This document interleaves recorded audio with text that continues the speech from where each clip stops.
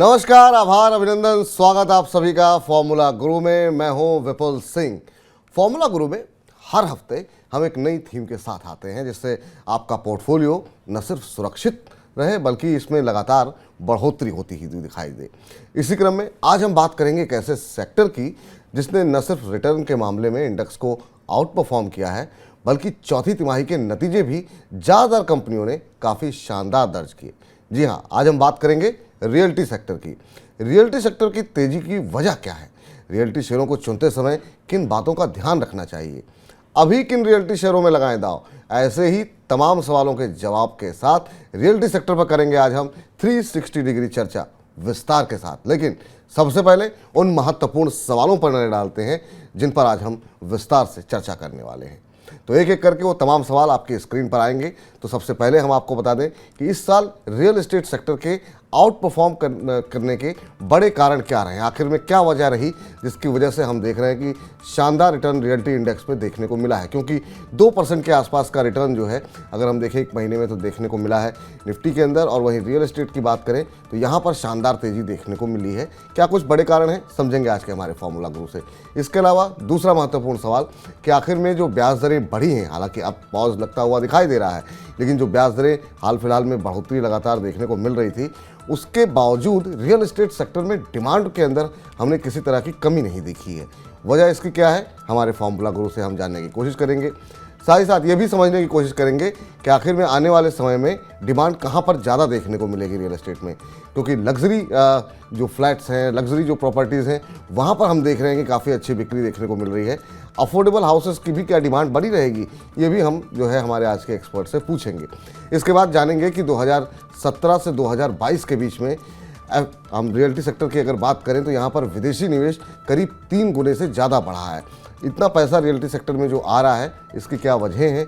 क्या तमाम जो एनआरआईज हैं, जो तमाम जो विदेशी निवेशक हैं, उनको अब भारतीय रियल्टी सेक्टर जो है वो काफ़ी पसंद आ रहा है? क्या वजह है इसकी, समझेंगे एक्सपर्ट से। पांचवा सवाल जो है, आखिर में अब हम बात करेंगे निवेश की, कि ये समझने की कोशिश करेंगे कि रियल एस्टेट सेक्टर में जब हम कंपनी चुनते हैं तो किन महत्वपूर्ण बातों का ध्यान रखना चाहिए, कौन से वो आंकड़े हैं जिनको पढ़ना देखना चाहिए, ये भी हम समझेंगे आज के एक्सपर्ट से, ताकि आप खुद भी अपने लिए कोई रियल एस्टेट सेक्टर में अगर कंपनी चुननी हो तो आप चुन सकें। दिग्गज या फिर मिड कैप, कहाँ पर कौन सी रियल एस्टेट कंपनी में ज़्यादा रिटर्न मिलेगा, क्योंकि हम देख रहे हैं कई सारी कंपनियों में अच्छी रैली आई है, लेकिन अगर चुनना हो तो लार्ज कैप चुने या फिर मिड कैप, ये भी समझेंगे अपने एक्सपर्ट से। इसके बाद जानेंगे कि किस तरह के रियल एस्टेट कंपनियों से दूर रहना चाहिए, क्या कुछ वहाँ पे कंसर्न हैं, क्यों उनसे दूर रहना चाहिए, क्या वो सिग्नल्स हैं जिनकी वजह से इन कंपनियों से दूर रहना चाहिए। आठवां सवाल कि रियल एस्टेट कंपनियों के बड़े रेड फ्लैग्स क्या होते हैं। बड़े रेड फ्लैग्स का मतलब ऐसे कौन कौन से आंकड़े हैं जिनको पढ़ने के बाद आपको ये मैसेज मिलने शुरू हो जाते हैं, आपके लिए ये एक तरीके से अलर्ट है कि आप इस शेयर से अब निकल जाएं। तो क्या वो महंगा कर्ज है, क्या वो बढ़ती ब्याज दरें हैं, क्या उनके प्रोजेक्ट के जिस तरीके से पूरे हो रहे हैं उनकी अगर रफ्तार रुकती है तो होते हैं, ये समझेंगे एक्सपर्ट से अपने। नौवां महत्वपूर्ण सवाल कि आखिर में अपने पोर्टफोलियो में रियल एस्टेट के शेयर जो है वो कितने फीसद रखें, कि मान लीजिए आज हम एक पोर्टफोलियो बनवाते हैं हमारे एक्सपर्ट से, तो अगर हम वहाँ पर 100 रुपये लगा रहे हैं तो कितने पैसे हमको रियल एस्टेट कंपनियों के अंदर लगाने चाहिए। और आखिरी जो 10वां सवाल होगा वो हमारे आज के खास मेहमान जो रहेंगे संतोष सिंह जी, उनसे समझने की कोशिश करेंगे कि उनके पसंदीदा रियल एस्टेट सेक्टर शेयर कौन से हैं और वो इस समय कहां पर दांव लगाने की सलाह दे रहे हैं। तो चलिए आगे बढ़ते हैं और अब आपको फटाफट रूबरू कराते हैं हमारे आज के फॉर्मूला गुरु मार्केट एक्सपर्ट संतोष सिंह जी से। संतोष जी, बहुत बहुत स्वागत सर, आभार, अभिनंदन आपका आज की इस चर्चा में जुड़ने के लिए, अपना महत्वपूर्ण समय देने के लिए। आज की चर्चा शुरू करें, आज के विषय पर हम आएँ उससे पहले सर जानना चाहेंगे बाज़ार पर आपकी राय क्या होगी आने वाले समय में। अगले अगर हम 2, 4, 6 महीने की बात करें या 1 महीने की बात करें तो बाज़ार की दिशा को आप किस तरीके से पढ़ रहे हैं, देख रहे हैं? नमस्कार Vipul ji, and thank you for having me on your steel show. और देखिए, सबसे पहली चीज जैसे आपने पूछा कि बाजार किस तरह से दिख रहा है, तो बाजार जो पिछले अभी जस्ट रिसेंट जो हाई बने थे 18,660 के आसपास, एकदम रिसेंट हाई की मैं बात कर रहा हूँ, और वो एक थोड़ा सा हैंगओवर है क्योंकि ऑप्शंस में भी देखेंगे तो 18,600 के आसपास ओवर कंसंट्रेशन कॉल साइड में ज्यादा है, जिसके कारण कि ये एक हैंगओवर सा है। लेकिन अगर आप पूरे ओवरऑल मार्केट की डेप्थ की बात करें तो काफी हेल्दी है कुछ दिनों से ये डेप्थ, जिसके कारण कि हम देख रहे हैं कि मार्केट में बहुत सारे चीजें जो है वो बढ़ रही हैं। तो जब तक मुझे लग रहा है कि 18,660 मार्केट नहीं निकाल लेता है तब तक हो सकता है कि साइडवेज हम जो चलते रहें। लेकिन बहुत इम्पोर्टेंट होगा देखना कि फ्यूचर साइड्स पे अगर 18,480 या फिर 18,400, ये एक बैंड है निचले स्तरों पे जहां पर कि मार्केट को सपोर्ट मिल रहा है। और अगर any way by any mean अगर ये टूट जाता है सपोर्ट, तब थोड़ी दिक्कत हो सकती है। और उस समय में जो भी लॉन्ग साइड्स में हों आप सतर्क रहें या फिर लिक्विडेट करें, क्योंकि उसके बाद हो सकता है कि मार्केट जो है एक करेक्टिव फेज में चला जाए, क्योंकि वहां पर बहुत सपोर्ट है, रोल ओवर्स आए थे वहां पर। तो इन सारी चीजों को ध्यान रखते हुए मुझे लगता है कि 18,400, 18,480 ये जोन को ध्यान रखें फ्यूचर साइड पे। स्पॉट में आप देखें 18,660 ऊपर किस तरह से मार्केट निकलता है, और जब तक नहीं निकलता मुझे लगता है कि ये तकरीबन जो है 200-250 पॉइंट्स के रेंज हैं जिसके बीच निफ्टी अभी स्टक हो रखा है। ठीक है, तो ये एक रेंज है जिसमें बाजार जो है इस समय फंसा हुआ है, लेकिन 18,660 अगर मजबूती से टूटता है तो बाजार में नई तेज़ी बनेगी। और नीचे की तरफ आपको 18,480 पर ध्यान रखना होगा कि अगर ये सपोर्ट टूटता है तो फिर बाजार जो है दबाव यहाँ पर देखने को मिल सकता है। चलिए वापस लौटते हैं अपनी थीम के ऊपर और एक एक करके सर आज हम चाहेंगे कि एक मंथन करके हम रियल एस्टेट सेक्टर पे अच्छी अच्छी कंपनियां जो है आपके माध्यम से निकालें, एक एक करके तमाम सवाल आपसे पूछें। उससे पहले ज़रा चार्ट देखिए और ये हम जानने की कोशिश करेंगे कि आखिर में ये चर्चा हम कर क्यों रहे हैं। तो जिस तरीके की रैली रियल एस्टेट सेक्टर में देखने को मिली है, आप एक एक करके देखिए। एक महीने के अंदर हम देख रहे हैं कि डीएलएफ के अंदर करीब 13-14% के आसपास का रिटर्न आता हुआ दिखाई दिया।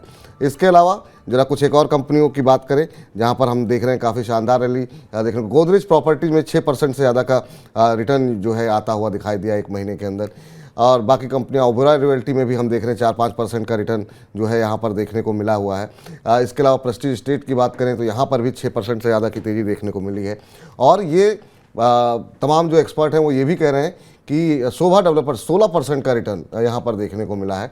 तो काफ़ी अच्छी तेज़ी यहाँ पर देखने को मिली है। बहुत सारे खबरें भी हैं जहाँ रियल एस्टेट सेक्टर को लेकर के कमर्शियल क्षेत्र के मुकाबले आवासीय क्षेत्र यहाँ पर काफ़ी अच्छा प्रदर्शन करता हुआ दिखाई दे रहा है।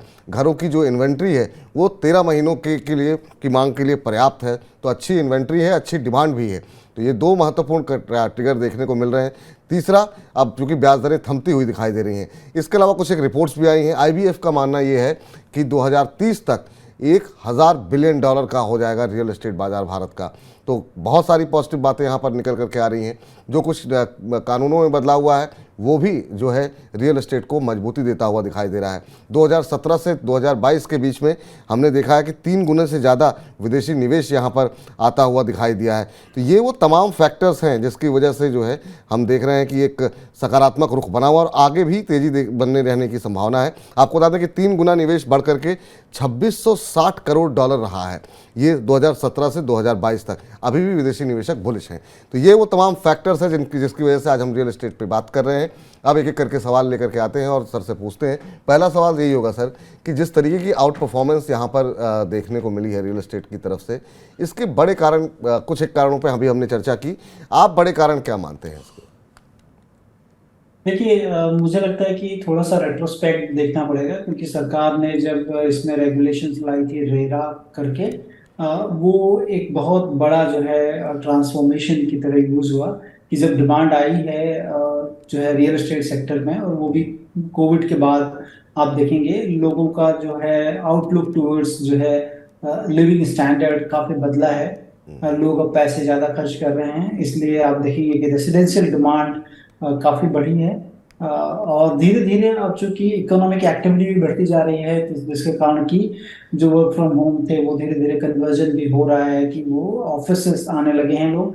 और चूंकि इंडिया एक तीसरी इकोनॉमी होने की बात कही जा रही है 2030 तक, तो उसमें इकोनॉमिक एक्टिविटी बढ़ेगी तो ऑफिस स्पेस जो है वो उसका भी जो है कहने की डिमांड काफी रहने वाली है।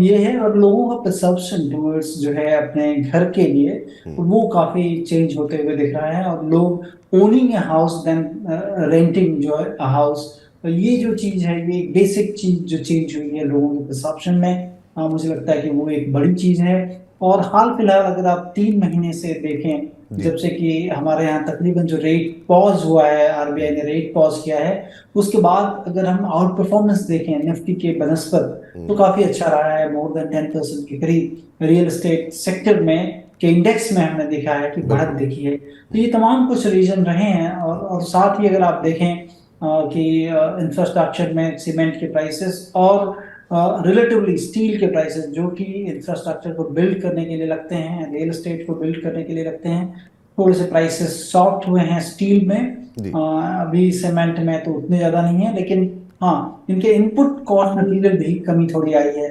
ये तमाम चीजें हैं, मतलब चौतरफा कह लें कि एक तरह से इस सेक्टर के लिए अच्छा है। और आप देखें कि जैसा आप बता रहे थे कि 13 महीने के निचले स्तरों पर इनकी इन्वेंट्री भी चली गई है, जो कि हिस्टोरिक है एक तरह से। और बिल्कुल। आप देखें कि देश का जो पश्चिमी हिस्सा है, वहां पर आप मुंबई की बात कर लें, पुणे की बात कर लें, या फिर अगर आप ईस्टर्न साइड पे देख लें कोस्टल में, तो हैदराबाद के पास के एरियाज में काफी बड़ी जो है बढ़त हुई है, देखने को मिली है कि लोगों ने वहां पर रियल एस्टेट खरीदे हैं। जो कि एक जो है ट्रेडिशनली कह लें कि रियल एस्टेट का मार्केट रहा है, और वहां पर भी जो है डिमांड काफी उभर कर आई है। आने वाले दिनों में जैसा इकोनॉमिक जी। एक्टिविटी पैक्ट है, मुझे लगता है कि ये डिमांड बनी रहेगी। तो यहाँ पर चुनिंदा शेयर्स को आपको ध्यान रखना चाहिए। और इंटरेस्ट रेट के बढ़ने के कारण एक जो चीज देखने को मिली है कि जो जी। अफोर्डेबल हाउसिंग सेगमेंट है, वहां पर थोड़ी सी जो है कह लें कि दिक्कत हुई है, क्योंकि इंटरेस्ट रेट जब भी बढ़ते हैं तो जो है जो लेते हैं वो एक कॉस्ट अपना देखते हैं, और बिल्कुल। अफोर्डेबल हाउसिंग में ये थोड़ी सी पेन देखने को मिला है। लेकिन हिस्टोरिकली अगर आप देखेंगे तो इंटरेस्ट रेट अभी भी काफी लो है। गोइंग फॉरवर्ड अगर यहाँ पॉज होता है या फिर नीचे होते हैं इंटरेस्ट रेट, तो ये इस सेक्टर के लिए काफी बड़ा जो है ट्रिगर, जो है अपसाइड ट्रिगर के वो जी। कर सकता है।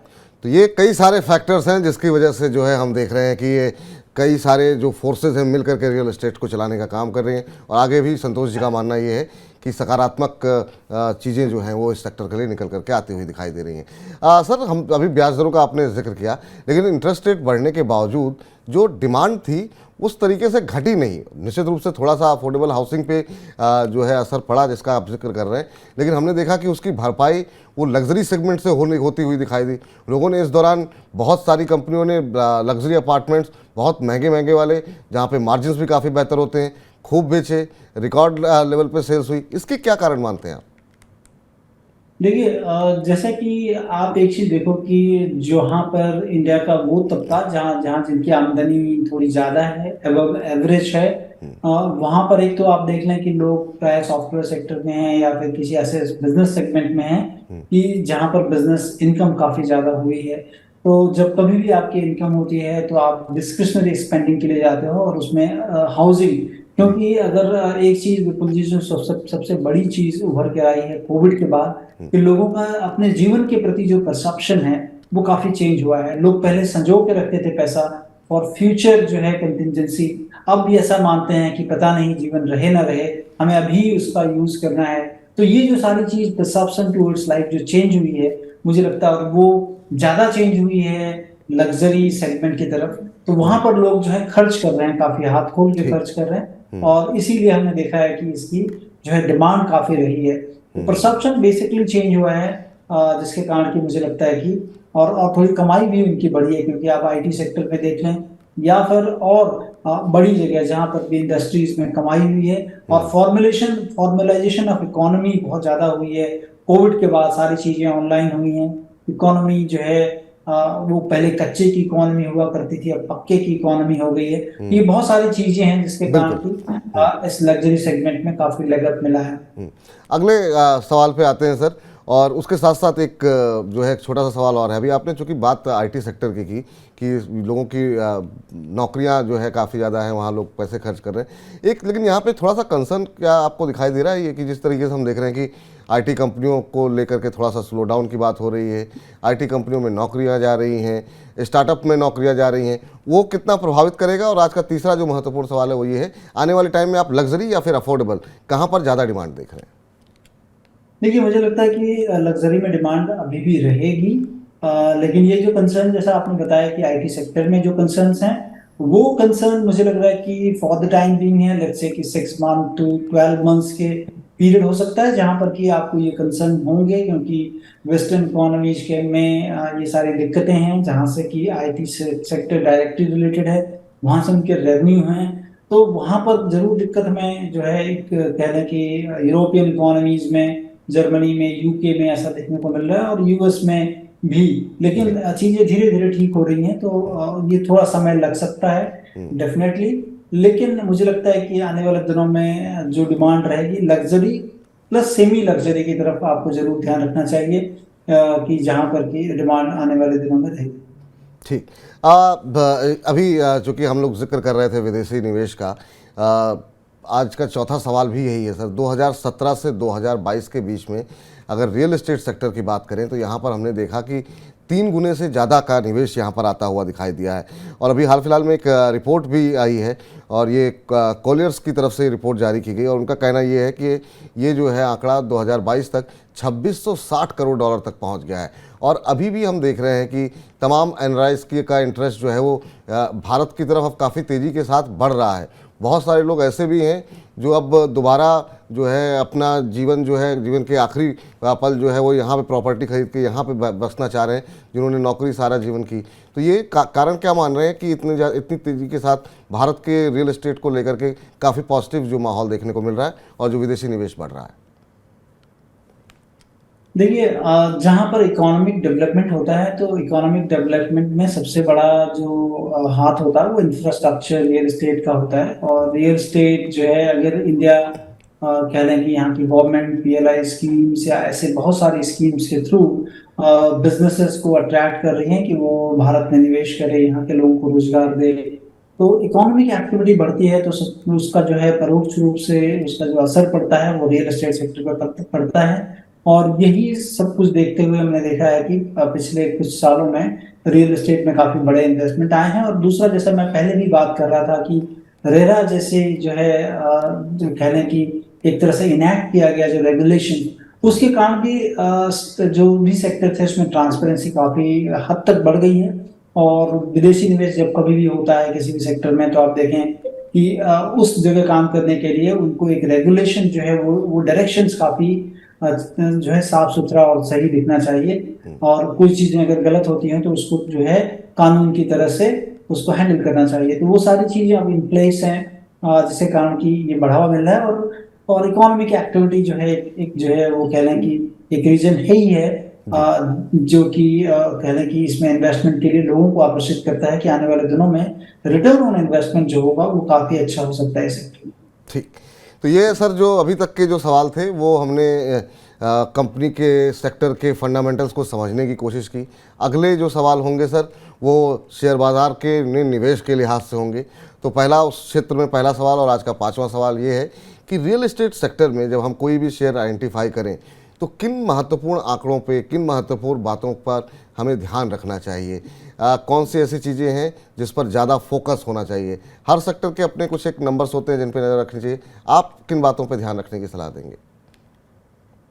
देखिए, सबसे पहली दो तीन चीजों का आप ध्यान रख लें कि कंपनी के पास जो है वो कितनी उनके जो भी प्रोजेक्ट चल रहे हैं उसमें कितनी अच्छी बुकिंग्स आ रही हैं। और जब भी कंपनी लॉन्च कर रही है तो लॉन्च करते के साथ कितने लोग बुक कर रहे हैं, क्योंकि ट्रस्ट एक बहुत बड़ी चीज होती है रियल्टर्स या बिल्डर्स के ऊपर, किसी भी कम्युनिटी का, सोसाइटी का। और पिछले जो है कई सालों में हमने ऐसा देखा है कि छोटी छोटी बहुत सारी कंपनियां लोगों को पैसों का जो है ठीक से उपयोग नहीं किया, इस प्रोजेक्ट का पैसा दूसरे प्रोजेक्ट में लगाया, और लोगों को जो डिलीवरी दी गई वो इन टाइम डिलीवरी नहीं दी गई, काफी देर से मिले। तो जब कोई भी चीज जो है एक्सपेक्टेड टाइमलाइन के तहत नहीं मिलती है तो आपका इकोनॉमिक वैल्यू उसका घट जाता है। और ऐसे आप देखेंगे जितनी भी दिग्गज कंपनियां हैं या फिर मिड कैप से लेकर लार्ज कैप की जो कंपनियां हैं वहां पर ये इशू बहुत कम है। तो आपको हमेशा ये ध्यान रखें कि जो कंपनियां टाइमलाइन मेंटेन करती हैं और जिन कंपनियों ने कंप्लायंस को बहुत अच्छी तरह से फॉलो किया है, क्योंकि आप जब कभी भी रियल एस्टेट पे जाते हैं तो आपने बहुत सारी जो है रेगुलेटरी अथॉरिटी से आपको परमिशन लेने पड़ते हैं, और कितनी अच्छी तरह से आपने लिया है इन सारी चीजों को जो है आप उनके एनुअल रिपोर्ट में पढ़ें या फिर आपको ग्राउंड रियलिटी मार्केट में भी बहुत सारी चीजें पता चलती हैं। तो ये एक अमूमन तौर पे आपको देखना चाहिए। प्लस जो है इसमें ये देखें कि कितनी जो है रियल एस्टेट प्रोजेक्ट कंपनी कर रही है और कंप्लीशन के किस स्टेज पे है। इसका मतलब है कि कैश फ्लो कैसे आ सकता है कंपनी में।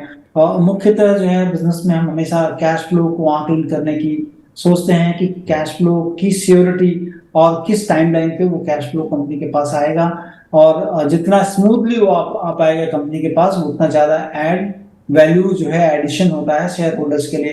तो इन कुछ चीजों का आपको ध्यान रखना चाहिए। प्लस आप ये देख लें कि डेट कितना है कंपनी के, रिटर्न ऑन इक्विटी कितना कर रही है company, return on capital employed कैसा हो रहा है, और टाइमली डिलीवरी कैसे हो रही है कि नहीं हो रही है।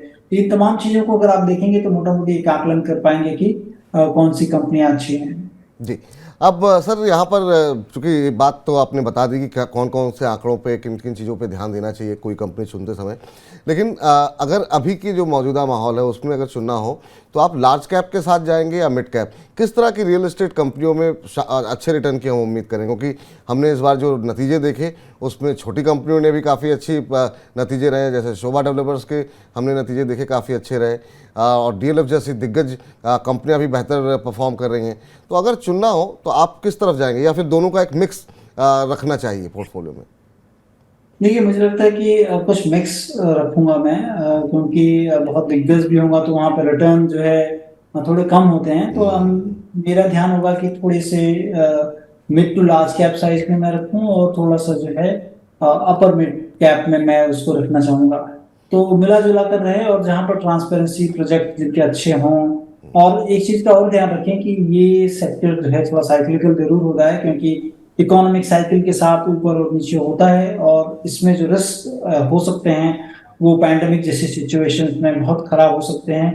तो वो एक रिस्क हैंगओवर रहता है, इसीलिए जो है पोजीशन साइजिंग उस हिसाब से करें। और एक सिक्लिकल है तो बहुत ज्यादा न लें, और एक साइकिल का इफेक्ट कभी भी, और साइकिल कभी भी एब्रप्टली चेंज हो जाती है इकोनॉमिक साइकिल, तो उस चीज का जरूर ध्यान रखें।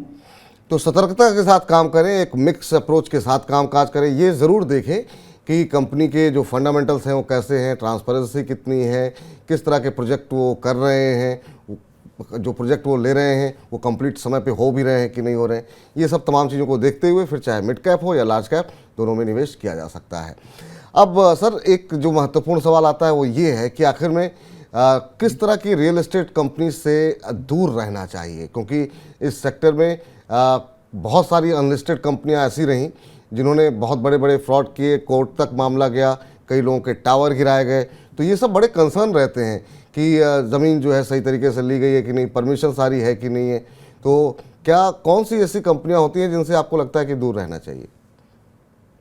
देखिए, सबसे पहली चीज कि मतलब आप कभी भी अगर किसी कंपनी को लें तो उनके बारे में थोड़ा सा गूगल जरूर कर लें, क्योंकि उनके जो केसेस हैं, पेंडिंग केसेस हैं, किस तरह के केसेस पेंडिंग हैं, उस चीज पे जरूर देखें। ट्रांसपेरेंसी वहां पे आपको दिखेगी कि कोई भी कंपनी है रेगुलेटरी अथॉरिटी से कैसे परमिशन लिया है, और पिछले जो प्रोजेक्ट्स इन्होंने किए हैं कितने टाइम से डिलीवर हुए हैं, और अगर नहीं किया है टाइमलाइन से तो क्या चीज का वायलेशन किया है। कोई ऐसी चीज तो नहीं रही है जिसको कि इंटेंशनली किया गया हो। तो आप गूगल करेंगे तो आपको ये पता चलेगा कि कौन सी कंपनियों के कौन से प्रोजेक्ट रुके पड़े हैं, और कौन सी कंपनी के प्रोजेक्ट जब चल रहे हैं तो उसकी डिमांड कितनी ज्यादा बढ़ रही है। क्योंकि लोगों के अंदर एक तरह का विश्वास जरूर हो जाता है कि एक फला जो है रियल्टर है, वो उसके प्रोजेक्ट्स अच्छे होते हैं, उसकी टाइम वाइज डिलीवरी होती है। तो जैसे ही प्रोजेक्ट लॉन्च होते हैं लोग जो है हाथों हाथ उस प्रोजेक्ट को लेते हैं। तो ऐसी चीजों को ध्यान रखें, और कैश फ्लो को हमेशा ध्यान रखें। जब कभी भी आप बैलेंस शीट को पढ़ें या फिर आप उनके पीएनएल को पढ़ें, कैश को देखिए कि कैश को किस तरह से कंपनी मूव कर रही है। ऐसा तो नहीं है कि कई प्रोजेक्ट्स कंपनी के हैं जो स्टक हो रखे हैं जिसके कारण कैश फ्लो की दिक्कत है। तो ऐसी कंपनियों को आपको एकदम अवॉइड करें जहां पर टाइम वाइज डिलीवरी नहीं है, कैश काफी स्टक हो चुके हैं। उन कंपनियों को अवॉइड करके जो कैश रिच कंपनियां हैं जिसके के प्रोजेक्ट जो है फ्लो काफी अच्छे हैं, उन कंपनियों को आपको ध्यान रखना चाहिए। इसी सवाल को सर आगे बढ़ाते हैं, और ये हमारा 8वां सवाल होगा कि आखिर में जो रियल एस्टेट सेक्टर की जो कंपनियां होती हैं, हर सेक्टर के अपने कुछ एक रेड फ्लैग्स होते हैं कि जिनको जैसे वो इस तरह के रेड फ्लैग्स देख करके ये अलर्ट हो जाना चाहिए कि इनसे अब दूर होने का वक्त आ गया है। तो रियल एस्टेट कंपनियों के लिए वो बड़े रेड फ्लैग्स क्या होते हैं? क्या वो इंटरेस्ट रेट बढ़ता है तब वो रेड फ्लैग्स आते हैं? जब कंपनी के ऊपर कर्ज ज़्यादा बढ़ रहा हो वो बड़ा कंसर्न है। कैश फ्लो का जिक्र किया आपने, तो क्या कैश फ्लो अगर घटता हुआ दिखाई दे तो वो क्या बड़ा रेड फ्लैग्स होता है? बड़े रेड फ्लैग्स क्या हैं कि हम किसी कंपनी में जब हमने निवेश किया वो कंपनी अच्छी थी, अब ऐसे कुछ है कि कौन से संकेत है जिससे वो देखने के बाद ये संकेत मिल जाने चाहिए कि यहाँ से अब दूर हो जाएं, क्योंकि अभी कंपनी की स्थिति बहुत अच्छी दिखाई नहीं दे रही? तो देखिए विपुल जी, एक बहुत ही मतलब आम सी बात है, क्योंकि रियल एस्टेट एक ऐसा सेक्टर है जिसमें कि बाहुबली जिसे हम कहते हैं वो लोग का काफी बड़ा इन्फ्लुएंस होता है। तो ऐसी भी कोई भी कंपनियां, जैसे जैसे कभी भी आप केवाईसी करते हो तो उसमें एक चीज लिखा रहता है कि whether you are politically influenced person. Politically influence अगर आपका है तो कहीं ना कहीं जो है आप आम निवेशकों के लिए अच्छा शायद नहीं करोगे, ये अमूमन एक बात होती है। तो आप उस चीज को देख लें कि कहीं भी पॉलिटिकल इन्फ्लुएंस नहीं है कंपनी। हाँ, एक एनवायरनमेंट में जरूर काम करना पड़ता है इनको, जहां से कि पॉलिटिक्स या फिर जो वहाँ की सरकारें हैं उनके साथ इनको एक कोऑर्डिनेशन बना के चलना पड़ता है, तो वो एक अलग चीज है। लेकिन अगर कोई बहुत ज्यादा इन्फ्लुएंशियल है इस तरह का, तो वो एक बहुत बड़ा रेड फ्लैग होता है इन सारी चीजों के लिए। तो पहले आप वो चीज को निर्धारित कर लें कि देख लें, गूगल कर लें कि इनके प्रमोटर कौन है, किस तरह की चीजें रही हैं, क्योंकि ये सबसे बड़ा रेड फ्लैग होता है इस सेक्टर में। क्योंकि वो टाइमली डिलीवरी नहीं होगा, आपके पैसे स्टक हो जाएंगे और आप उन पैसों को चेज करने के लिए बहुत मतलब मशक्कत करनी पड़ेगी आपको। इन तमाम चीजों को देखें और अगर आपको कोई भी चीज दिखती हो इस तरह से तो जो है आप वहां से निकल लें, क्योंकि और प्रोमोटर की इंटीग्रिटी बहुत ही इंपॉर्टेंट चीज होती है इसमें। क्योंकि हमारे सामने जितने भी इसके पहले जो भी रियल एस्टेट में कंपनियां थी, जैसे यूनिटेक की बात कर ले, वहां पर बहुत सारे इश्यूज हुए, उनके कई डायरेक्टर्स को जेल जाना पड़ा और ये तमाम चीजें हुई। और पहले ये सेक्टर माना जाता था कि लोग अपने जो कह रहे हैं कि अनअकाउंटेड मनी को पार्क भी करते थे। तो उस तरह से भी ये एक सेक्टर जो है वो पूरा कह रहे हैं कि ब्लैक स्पॉट था। लेकिन धीरे धीरे डेटा के आने के बाद ये सारी चीजें क्लीन हुई हैं। तो आप थोड़ा गूगल करें और इसके बारे में जानें तो शायद जो है आपका इन्वेस्टमेंट थोड़ा रिलेटिवली सेफ हो सकेगा। ठीक। अब आखिरी के दो सवाल हैं सर, जो है वो काफ़ी महत्वपूर्ण है, क्योंकि बहुत सारे दर्शक जानना आप चाहेंगे कि कहाँ निवेश करना चाहिए, किन पैसों किन शेयर में दांव लगाएं। तो नवा सवाल तो ये होगा सर कि जैसा आपने बहुत सारी पॉजिटिव बातों के साथ बहुत सारे कंसर्न भी बताए इस सेक्टर को लेके, तो अपने पोर्टफोलियो में रियल एस्टेट सेक्टर का कितना हिस्सा होना चाहिए? 100 रुपये अगर लगाने हो, मान लीजिए 1 लाख रुपए का पोर्टफोलियो बना रहे हैं, तो कितना हिस्सा आपको लगता है कि रियल एस्टेट कंपनियों को दिया जाना चाहिए एक आदर्श स्थिति में? देखिए, एक आदर्श के रूप में अगर जाएंगे तो नॉट मोर देन 10%, लेकिन मुझे लगता है थोड़ा और कम करें, इसमें तकरीबन 7-8% रखें रियल एस्टेट में, क्योंकि एक सिक्लिकल सेक्टर है और सिक्लिकल सेक्टर में अगर आप पैसे रखते हैं तो कम ही रखें। से साइकिल जब अपनी नीचे होती है तब मैं कहूंगा कि आप तब उस समय थोड़ा बढ़ा लें, फिर भी नॉट मोर देन 15%, क्योंकि ये सेक्टर जो है वो थोड़ा जो है डाइसी रहता है। नंबर्स कब चेंज हो जाएंगे मुश्किल है, इसलिए कम रखें इस सेक्टर में पूरे पोर्टफोलियो के एलोकेशंस के लिहाज से, क्योंकि इसकी वल्नरेबिलिटी जो है वो इकोनॉमिक साइकिल के साथ बहुत ज्यादा होती है, जिसके कारण कि और काफी इन दिनों काफी बढ़ चुके हैं। तो इसीलिए जब कोई भी चीज काफी ज्यादा लेगअप हो जाती है और ये कोई अब छुपी हुई न्यूज मतलब नहीं है एक तरह से आपके पास, तो मैं कहूंगा कि धीरे धीरे फिर इन्वेस्टमेंट करें, स्टेगर्ड वे में करें, थोड़ा थोड़ा ही देख कर करें। तो 7-8% अभी की स्थिति को देखते हुए, लेकिन जब बाजार शेयर गिरते हैं, बाजार गिर रहा है और चूंकि एक समय समय पर इसमें परिवर्तन होते रहते हैं, तो फिर मैक्सिमम अधिकतम जो है आप अपने पोर्टफोलियो में 15% तक जो है रियल एस्टेट कंपनियों में निवेश कर सकते हैं। आखिरी सवाल ये सर कि अभी चूंकि माहौल बना हुआ है, मौजूदा माहौल में संतोष जी के पसंदीदा रियल एस्टेट सेक्टर के शेयर पसंदीदा कौन से हैं, कौन सी वो कंपनियां हैं? क्या बहुत सारे शेयर आप पे दांव लगाना चाहेंगे या गिने चुने 2-3 शेयर आप पे खेलना चाहेंगे? क्या सलाह रहेगी आपकी? मैं गिने चुने लोगों के साथ जाना चाहूंगा जहां पर थोड़ी हिस्ट्री, और जैसा मैं बता रहा था कि लग्जरी टू मिड सेगमेंट में, तो लग्जरी सेगमेंट में ओवरऑल रियलिटी है एक मुझे काफी अच्छा पसंद है। इसमें ओवरऑल रियलिटी है, थोड़ा ही लें यहाँ पर क्योंकि काफी अभी इन दिनों बढ़ा हुआ है। इसमें कोई भी करेक्शन आता है तभी आप इसमें एंटर करें। दूसरी जो मेरी पसंद होगी इसमें प्रेस्टीज जो है रियल एस्टेट की है, जो साउथ का एक प्लेयर है। वो एक मिड सेगमेंट का प्लेयर है, जहां पर कि कह लें कि affordable housing to mid category में बेचते हैं ये, और इनका 7,000 8,000 के आसपास पर स्क्वायर फीट एवरेज रियलाइजेशन है। ओवरऑल रेटिंग तो काफी ज्यादा है, वो करीब करीब 20 से 30 हजार जो है रुपए प्रति स्क्वायर फीट पे बेचते हैं वो। जी और उसके बाद अगर मॉल्स के स्पेस में मुझे जो अच्छी कंपनी लगती है वो फिनिक्स मिल बोल के एक कंपनी है। तो ये कंपनियां हैं but not at these level, I am not comfortable though we are holding these company, but लेकिन आपको निचले स्तरों पर ध्यान रखना चाहिए, इन स्तरों पे largely by and large avoid करें, और करेक्शन में अगर सस्ते दामों पर उपलब्ध होती हैं आपको तो डेफिनेटली सोचें उस समय। तो आज की इस चर्चा का जो सार निकला है वो 3 कंपनियां निकली हैं जो कि संतोष जी को पसंद आ रही हैं। जरा उनको एक बार फिर से दिखा दीजिए। ओबेरॉय रियल्टी है, प्रेस्टीज एस्टेट है, और इसके अलावा फिनिक्स मिल पे खरीदारी करने की सलाह यहाँ पर निकल करके आती हुई दिखाई दे रही है। तो ये आपके स्क्रीन पर अभी 980 के आसपास शेयर ट्रेड कर रहा है। प्रेस्टीज एस्टेट 522 के आसपास चल रहा है। इसके अलावा फिनिक्स मिल में भी खरीदारी की सलाह है।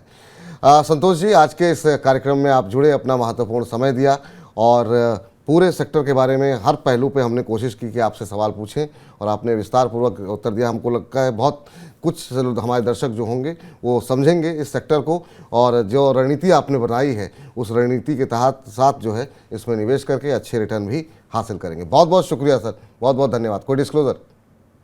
Thank you very much Vipul ji. जो भी चीज हमने आपसे डिस्कस की है, सिमिलर काइंड ऑफ चीज जो है हम अपने पोर्टफोलियो पर भी इसी तरह से किया हुआ है ऑलमोस्ट। और ओवरऑल रियलिटी जो है हम लोग के पोर्टफोलियो में है। दूसरी और जो कंपनियां हमने बताई हैं उसको लेने की सोच रहे हैं, but not at these level, but lower level पे हम डेफिनेटली उसके बारे में सोचेंगे। जी चलिए, धन्यवाद सर। चलिए, फिलहाल फॉर्मूला गुरु को अब समेटने का वक्त हो गया है। उम्मीद है रियल्टी सेक्टर की रियल्टी आपको पता लग गई होगी, और अपने अपने निवेश को आप सुरक्षित तरीके से करेंगे। और कहीं कोई शंका हो, आशंका हो, तो दोपहर 1 से 2 हमारे साथ रोज़ जुड़िए, और 9311121874 पे अपना प्रश्न भेजिए, और हमारे दर्शक, हमारे एक्सपर्ट जो है आप तमाम दर्शकों के प्रश्नों के उत्तर देंगे। फॉर्मूला गुरु में इतना ही, लेकिन तमाम जेब से जुड़ी खबरों के लिए आप लगातार मनी 9 के साथ बने रहिए। मुझे इजाज़त दीजिए, नमस्कार।